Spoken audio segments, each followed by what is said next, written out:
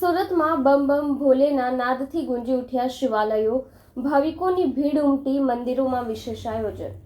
મહાશિવરાત્રી પર્વ પર શિવ ભક્તોની લાંબી કતાર સુરતના પાલ વિસ્તાર ખાતે આવેલા અટલ આશ્રમમાં જોવા મળી રહી છે। પારાના શિવલિંગની પૂજા કરવા માટે જોવા મળી હતી। આ મંદિરમાં કિલો પારાનું ભવ્ય શિવલિંગ છે। આ મંદિર પારદેશ્વર મહાદેવ મંદિર તરીકે ઓળખાય છે। વિશ્વભરમાં ક્યાંક પણ આ પ્રકારના શિવલિંગ જોવા નહીં મળે। કહેવાય છે કે તમામ પ્રકારના ધાતુઓમાંથી સર્વશ્રેષ્ઠ પારો હોય છે અને આ શિવલિંગ આખું પારાથી તૈયાર થયું છે। કહેવાય છે કે અતિ દુર્લભ શિવલિંગ છે, જેના દર્શન માટે દેશ વિદેશથી ભક્તો આવે છે અને અતૂટ આસ્થા ધરાવે છે। મહાશિવરાત્રી પર્વ પર અહીં 1100 લીટર ઠંડાઈની પણ વ્યવસ્થા ભક્તો માટે કરવામાં આવી છે।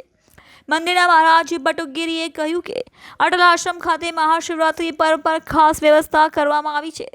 2351 કિલો પારાથી તૈયાર આ શિવલિંગની અનોખી મહિમા છે। સાચા હૃદયથી પ્રાર્થના કરવાથી શિવજી પ્રસન્ન થઈ જાય છે। લક્ષરુદન આયોજન કરવામાં આવ્યું છે। ભોજન અને ભજનની વિશેષ વ્યવસ્થા કરવામાં આવી છે। મંત્રોની સાથે અભિષેક કરવામાં આવી રહી છે। શ્રદ્ધાસુમન કરવામાં આવી રહ્યું છે।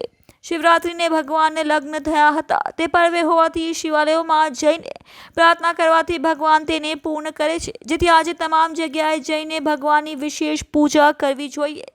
પારદ શિવલિંગની પૂજા કરવાના વિશેષ ફાયદા થતા હોય છે, જેથી આજના દિવસે ભગવાન પાસે માનતા કરવાથી પ્રાર્થના કરવાથી તે પરિપૂર્ણ અવસ્થા થઈ રહી હોય છે। ઓમ નમઃ શિવાય। આજે મહાશિવરાત્રિની બધાને ખૂબ ખૂબ શુભેચ્છા, શુભકામના પાઠવું છું। આ સુરતનું નહીં પરંતુ વિશ્વનું સૌથી સારું આ પારસ શિવલિંગ છે। 2351 કિલોનું આ પારસ શિવલિંગ જે 45 ફૂટ ઊંડાઈમાં નાભીનું કહેવાય અંદર સુધી જોડાયેલું છે, એટલે ખૂબ જ પવિત્ર સ્થાન કહેવાય છે। આ પારસ શિવલિંગના દર્શન કરવાથી દરેક ભક્તોની મનોકામના પરિપૂર્ણ થતી હોય છે। હું પણ વર્ષોથી અહીં અનુભવ કરતો રહ્યો છું અને એટલે જ આ પારસ શિવલિંગના હું કાયમ દર્શન કરતો હોઉં છું।